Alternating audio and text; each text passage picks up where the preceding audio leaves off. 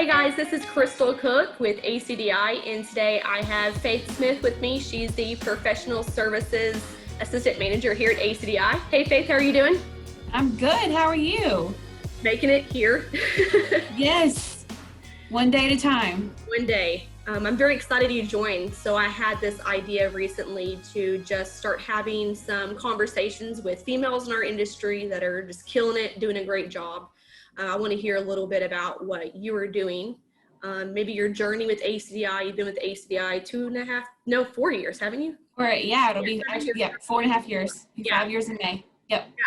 So yeah, love to hear a little bit more about that. And you've come across a lot of interesting things, being a manager through this COVID time. And I kind of want to circle back around and talk about things that you did to keep your team connected and things that, we found working with these customers during this time.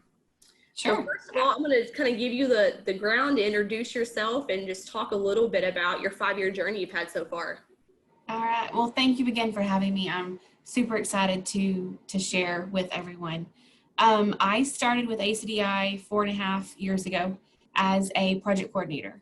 At the time, we had 2 project coordinators for the entire United States. OG right there.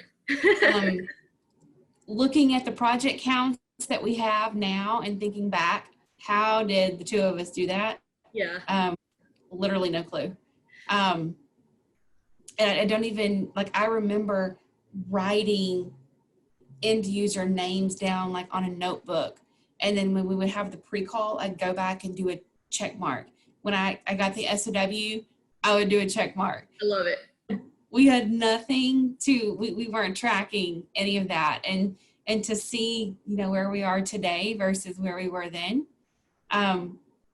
2 project coordinators, and we were in a little building, what is that, 5 blocks down the road before the new building was ready.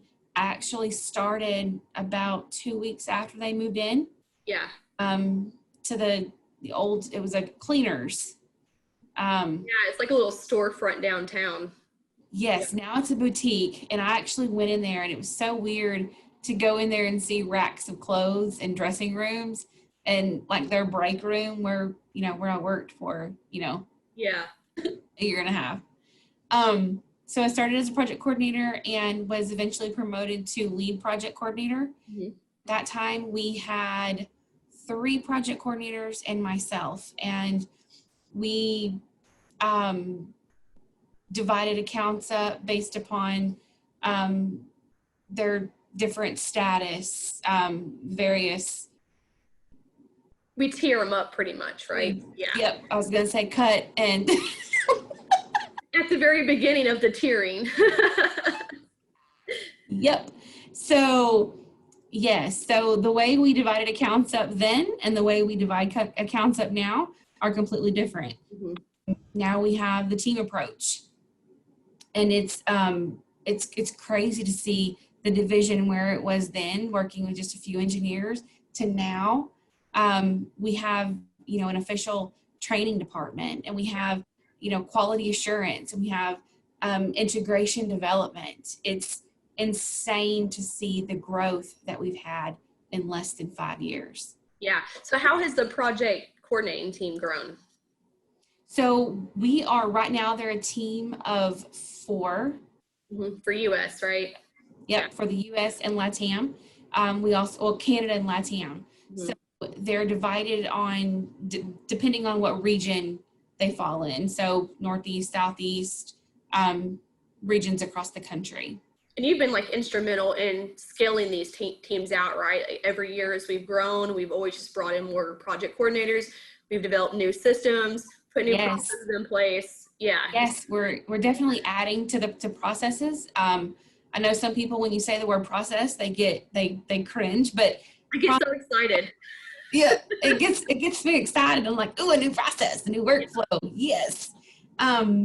But yeah, we have there's so many new things that project coordinators are doing from a project management standpoint today that we weren't doing then. And it truly is, it's just a more hands-on approach.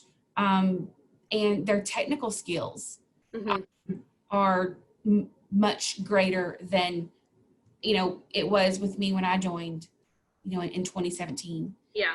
Um, Paper so cut's much more feature rich as well, right? Than it was. absolutely. Yeah. And the different certifications that we can get, level 1, level 2, cloud, high availability.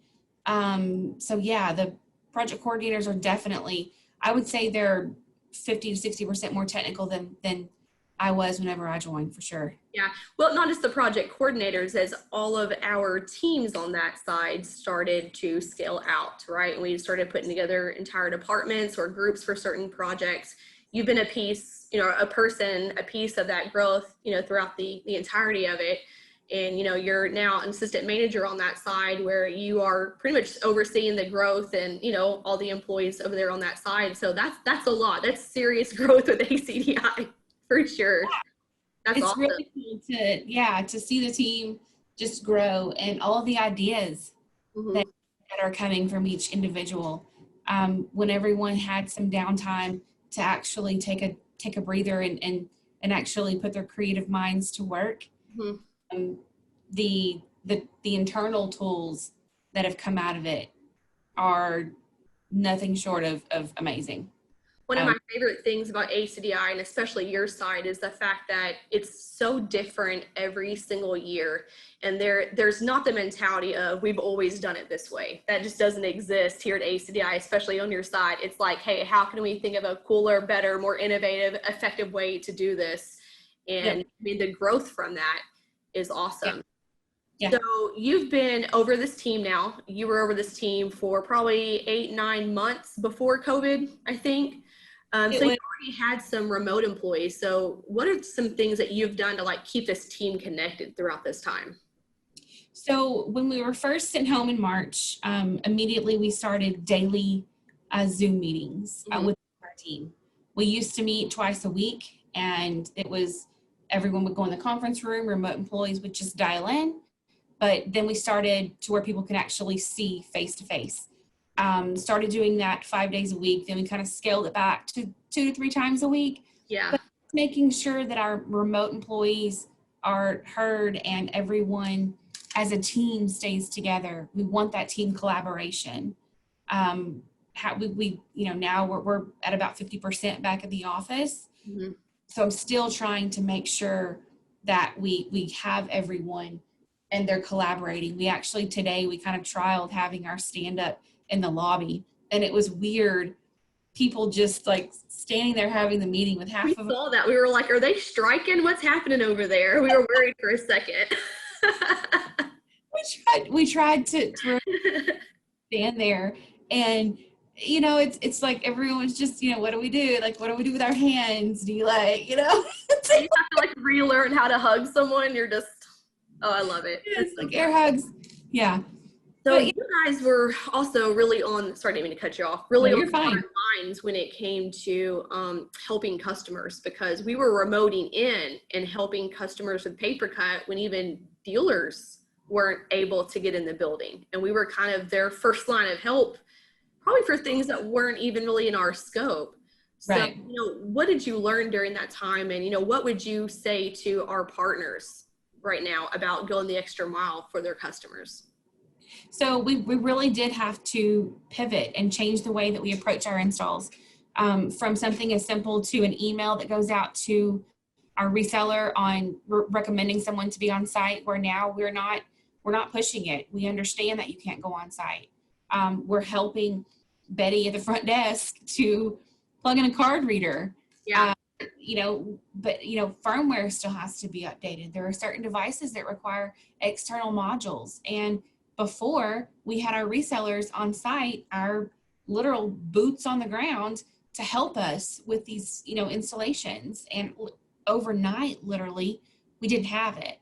So we truly had to change the way that we approach things. And we had to go the extra mile on a lot of projects where we did things that we historically would have pushed back to the reseller. But if it's going to take us 10 to 15 minutes and it's going to avoid a reschedule for the customer, ACDI, and the reseller, knock it out. Let's do it.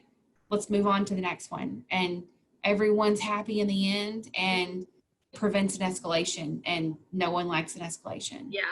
I had shared with you when I was doing some of my sales trainings that I would, instead of teaching them how to sell paper cut, I would just show them Zoom or, some internal tools to use for communication. And I did a couple of webinars on working remote. And one of the things I said is, hey, if you're actually on site and there's something that you can help a customer with, even if it doesn't fall in your scope, help them out. Like, it's going to build that relationship. They're going to remember people that really went to bat for them when they needed, when they were kind of in a bind. Yeah. That's a big difference. Awesome. Awesome attitude to have moving forward. And Faith, thank you so much for your time today. I appreciate it. Please come back on again soon and we'll talk about more stuff. Absolutely. Thank you for having me. Bye-bye.